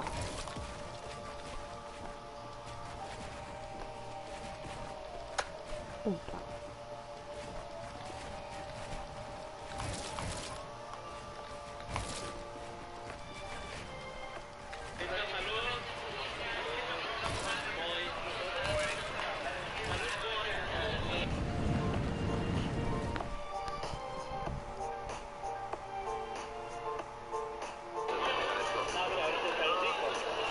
Bueno amigos, no sé cuánta batería tengo en mi cámara, pero estamos aquí comiendo los de Timbers. Pigard acaba de venir. Hola Pigard. Tenemos esta pizza, es como pizza, no sé cómo se llama, pizza express o algo así, pero está súper guay, puedes construir tu propio pizza. He puesto como todo en el mío. Aquí estos locos tienen piña, pero eso es la jugada, te lo juro. Y bueno, voy a acabarlo, no sé cuánta batería tengo y nos vemos otra vez en el hotel.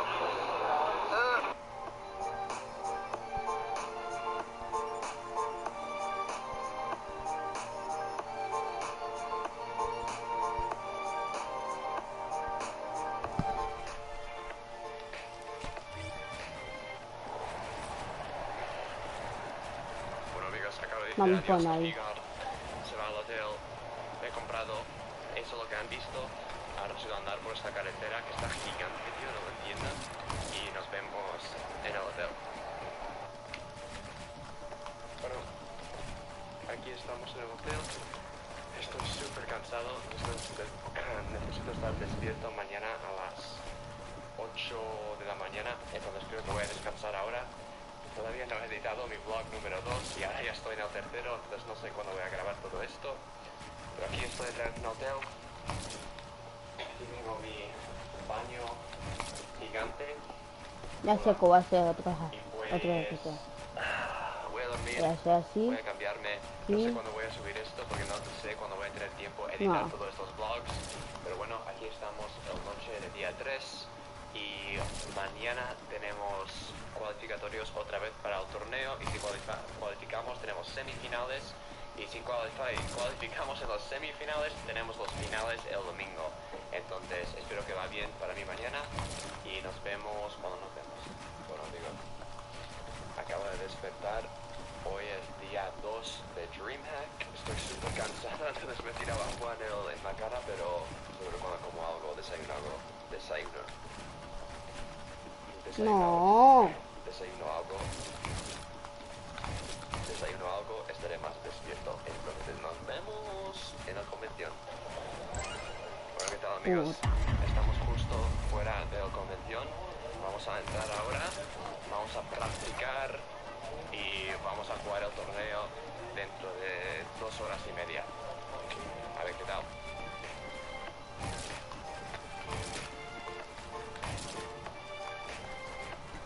Eso es lo que me cuesta poner otros para allá. Bueno amigos, estamos ahora jugando en el torneo, tengo 269 puntos, creo que es suficiente para cualificar a la siguiente ronda. Entonces ahora tenemos, cuando termino mi última partida, aquí estoy jugando mi último, tenemos 2 horas de descanso y después estamos jugando los semifinales y después de eso son los finales. Pues a ver si cualificamos de los semifinales, pero estoy muy contento como estoy jugando por ahora. Ok, nos vemos.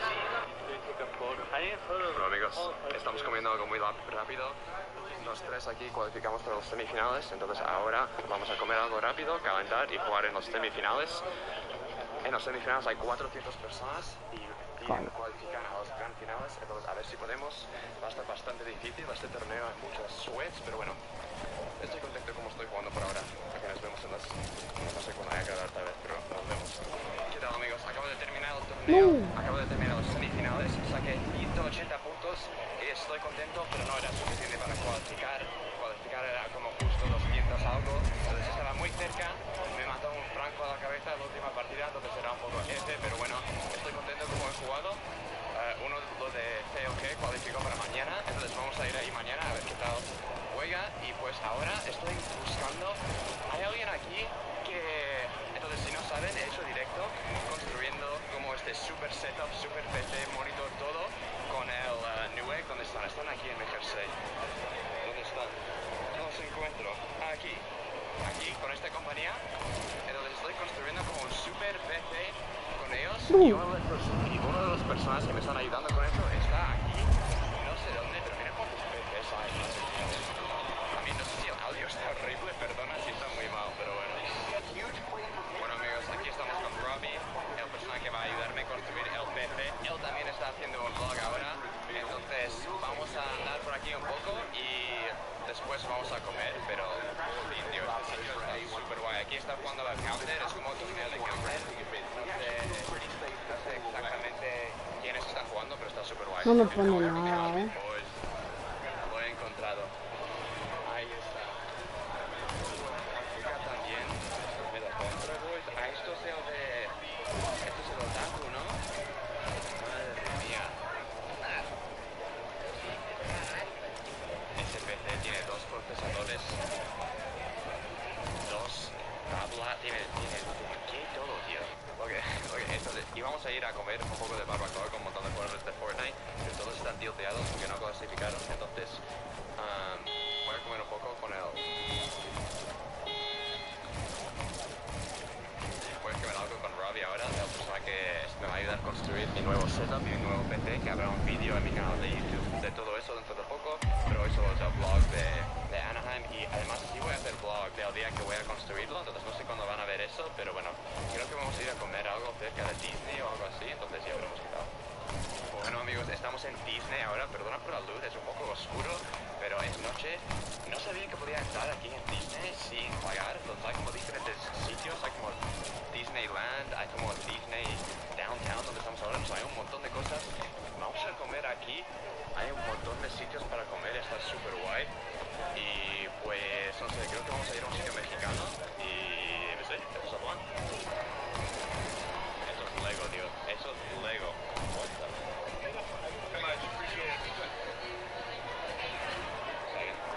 Bueno amigos, acabo de comer un poco, he comido un poco de tacos de carne asada o algo así, estaban súper buenos.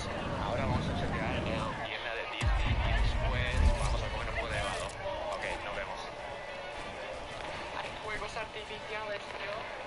Hay fuegos artificiales. Este sitio está guay, tío. Estoy jugando Disney.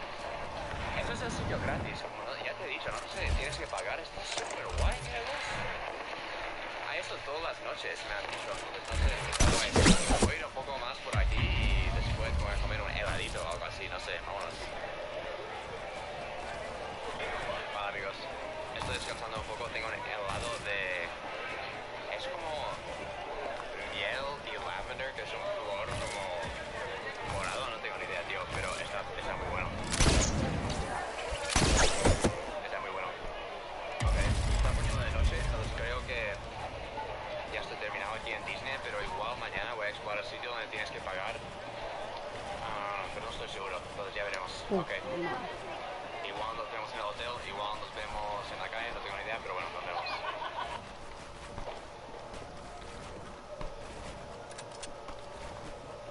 Bueno amigos, estamos en el hotel. Acabo de salir de Disney. Espera, ¿dónde voy, tío? A ver, aquí voy. Acabo de salir de Disney. De nada. bonito, estaba súper guay, han visto, comido un poco de helado, estaba súper bueno, de verdad, estaba súper bueno, tío. Había fuegos artificiales, estaba guay. Bueno, estaba ahí con Robbie, es un tío súper majo, dejó ahí sus cosas en la descripción del vídeo, pero construye PCs, es muy, como hace reviews de tecnología, no, hace cosas súper guay, su contenido es en inglés, pero es súper majo, tío. Entonces mañana igual voy a Disneyland para verlo porque nunca he estado, tío. Quiero ver, a ver qué tal es. Y también vamos a ver los finales, a ver cómo juegan los de TLG que cualificaron. Bueno, uno de TLG cualificó los finales, a ver qué tal. ¿Pero puedo abrir esta puerta?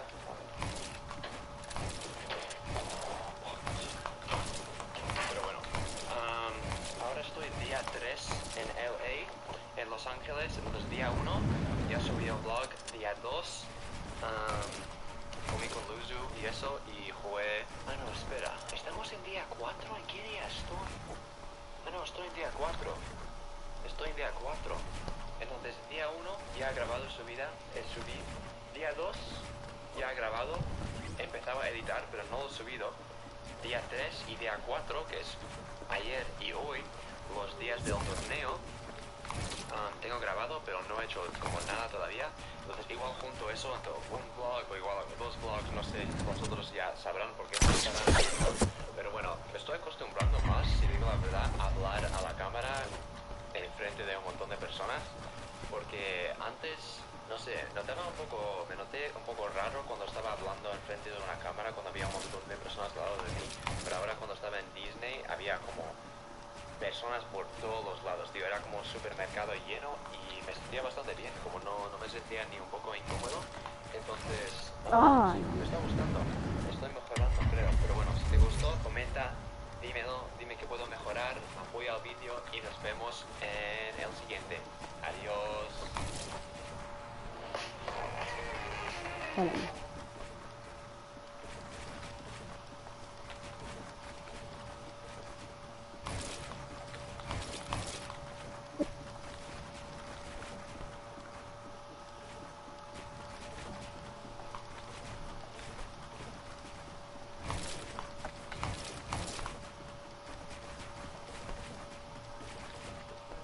Fuck you.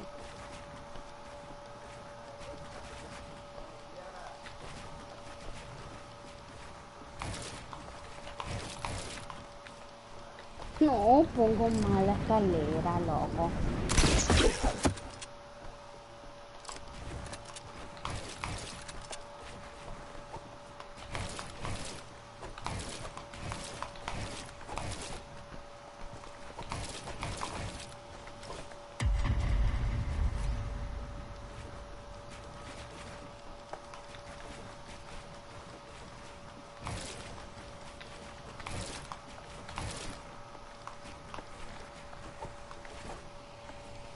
No, parece mal, ¿eh?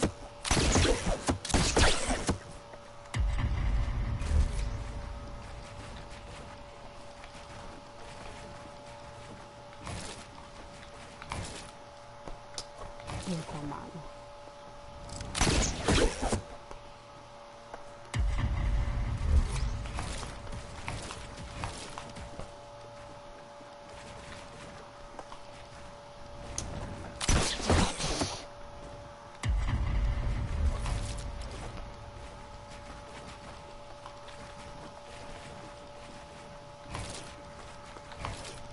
¿Cómo?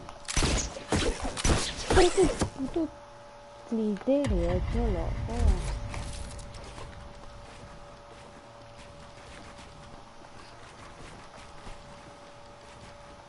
Wow.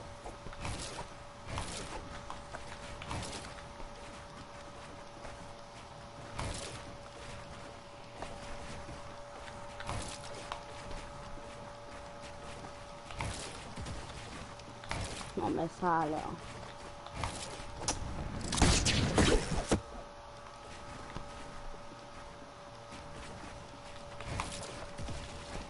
No me sale la puta escalera, loco.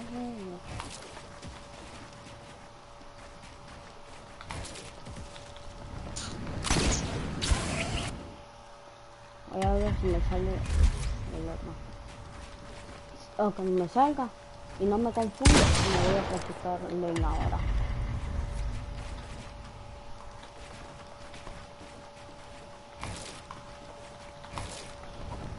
Un intento más y no me voy a ese otro luchón. No vale porque no hice nada.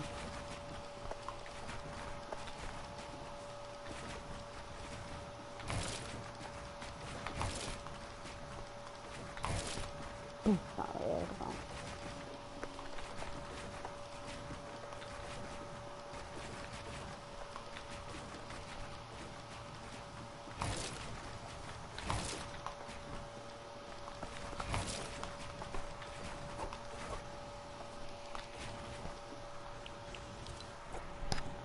Con escopeta es el otro de Free Boo, es el de Frey, no sé qué puta, creo que hay algo ahí. A ver, Chain, Shotgun, Warm, ¿a dónde está el Boo? Botfire, Benji.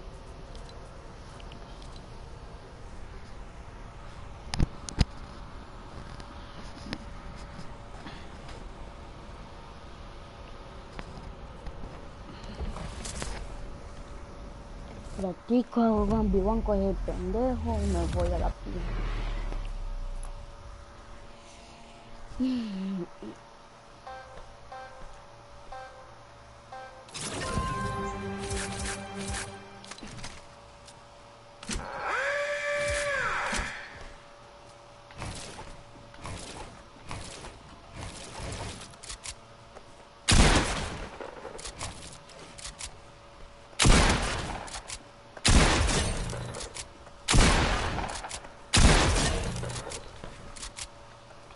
Me salto.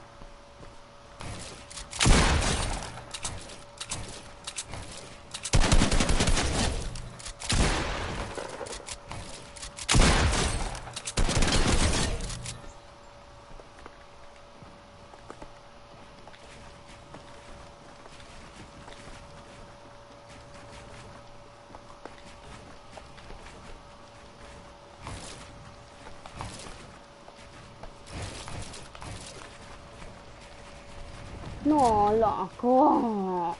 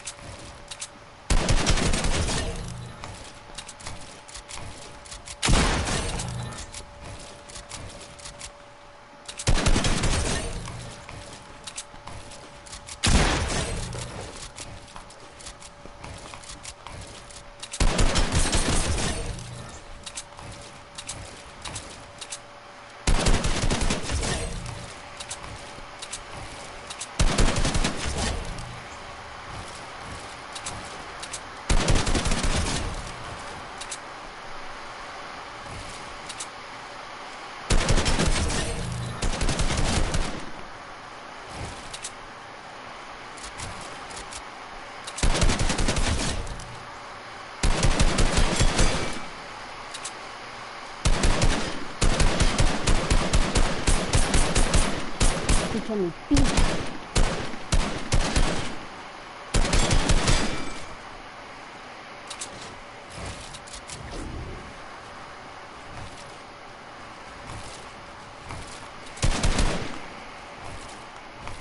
No medita nada, güey.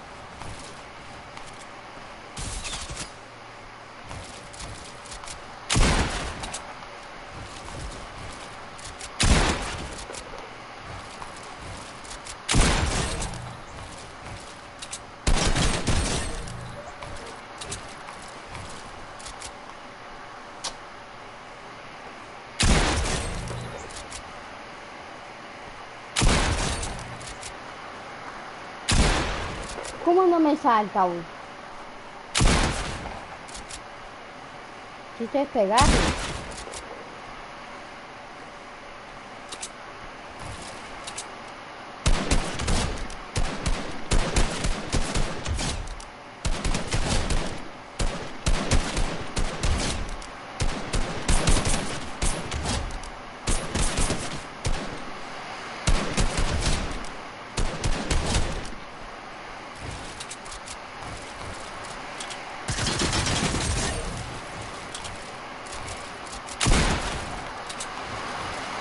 Puta lluvia de mierda.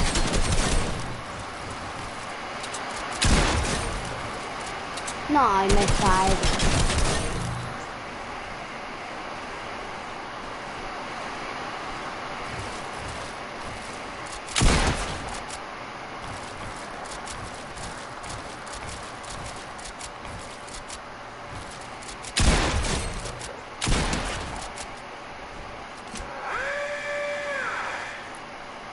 Voy a hacer otro.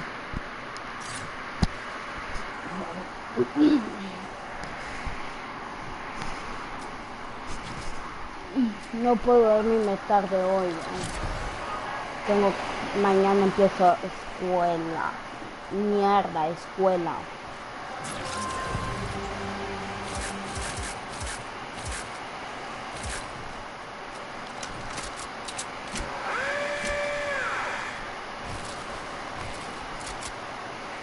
¡Qué basura!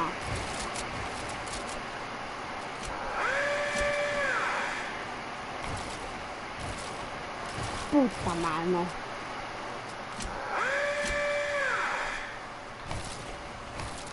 Es que no me salta muy bien, ¿no?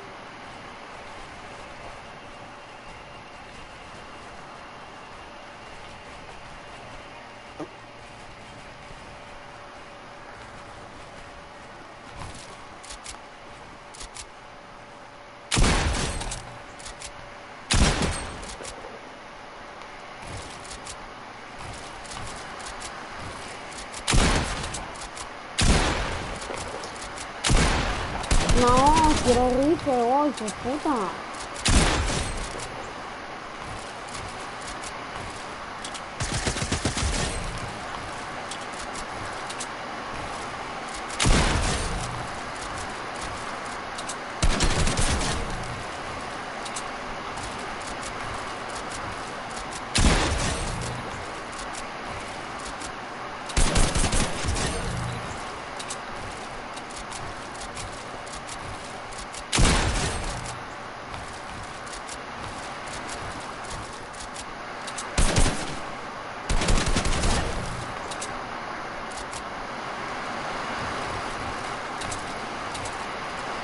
Me grita muy bien, wow. Puta lluvia de mierda.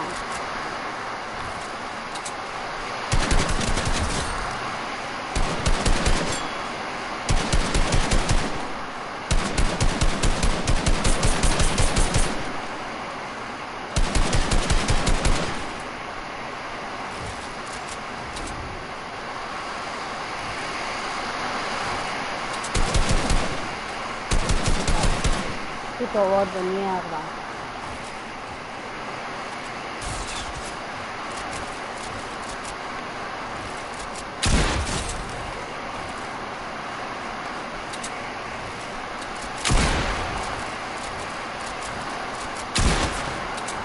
Entonces lo de 18.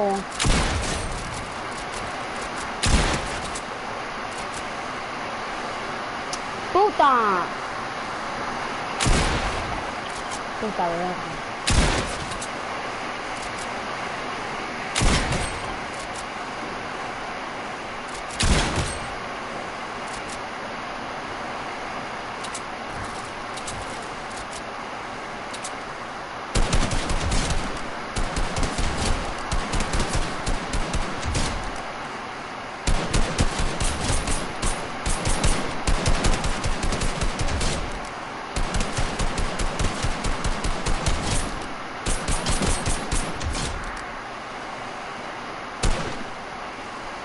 Ya no había yo disparando.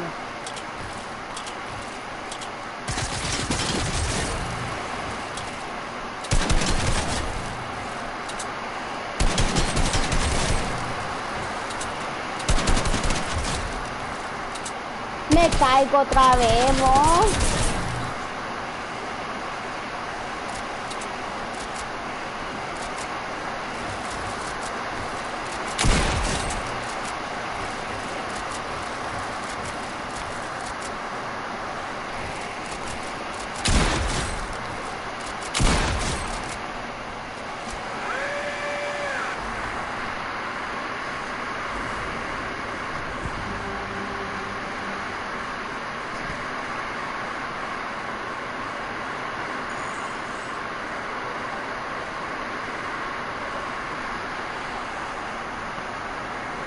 Un cuartel oscuro.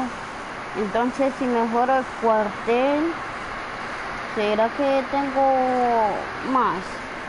El otro, el PK. A ver. Esperen, voy a bajarle el puto audio de mierda. Esta lluvia.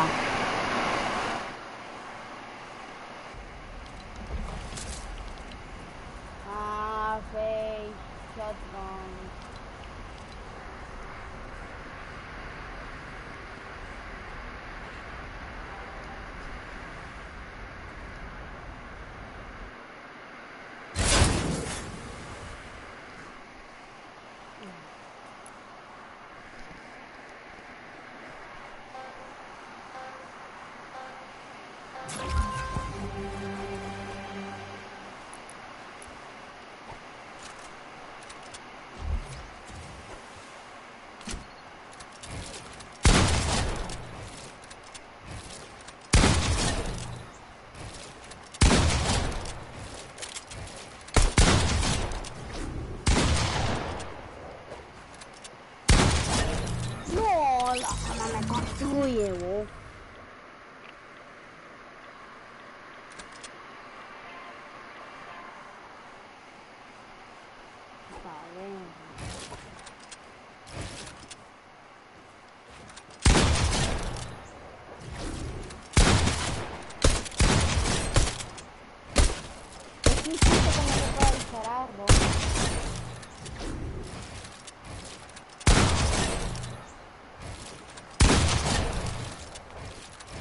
No medita.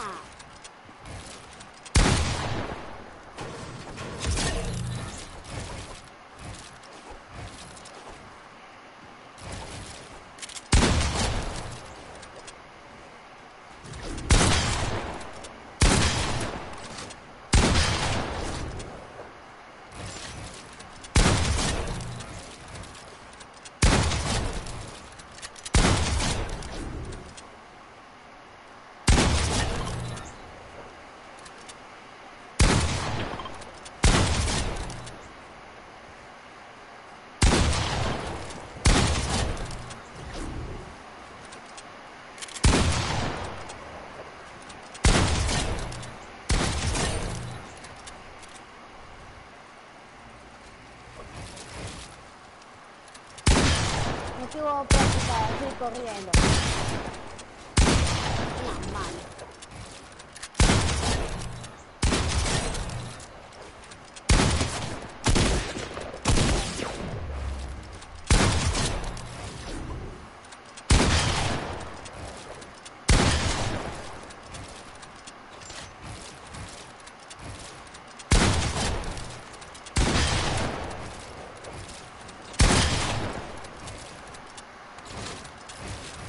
Me le puedo disparar, ¿no? Puta, no me dispáralo.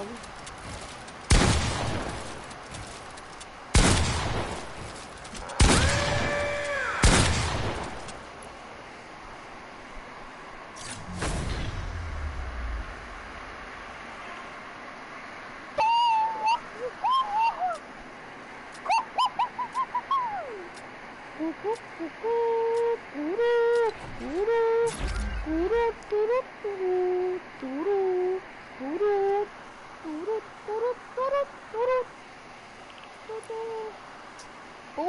Mucha lluvia.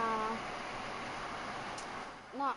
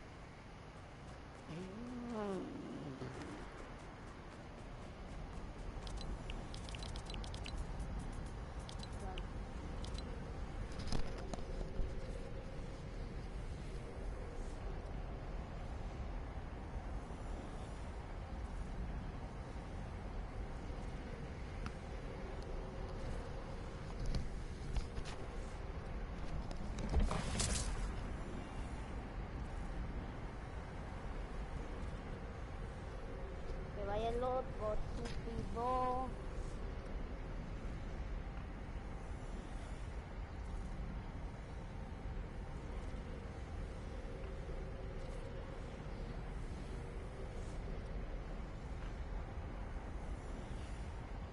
Ahorita. La de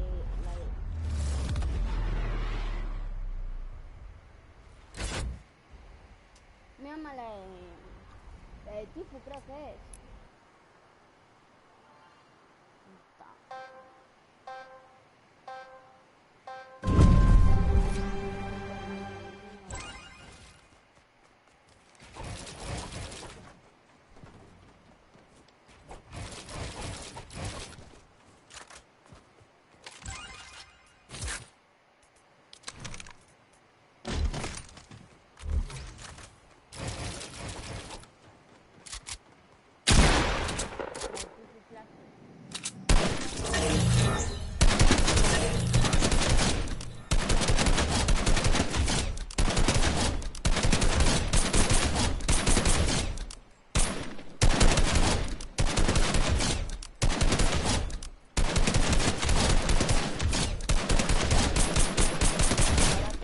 Y me tengo que concentrar más. Tengo que estudiar mucho para salir bueno.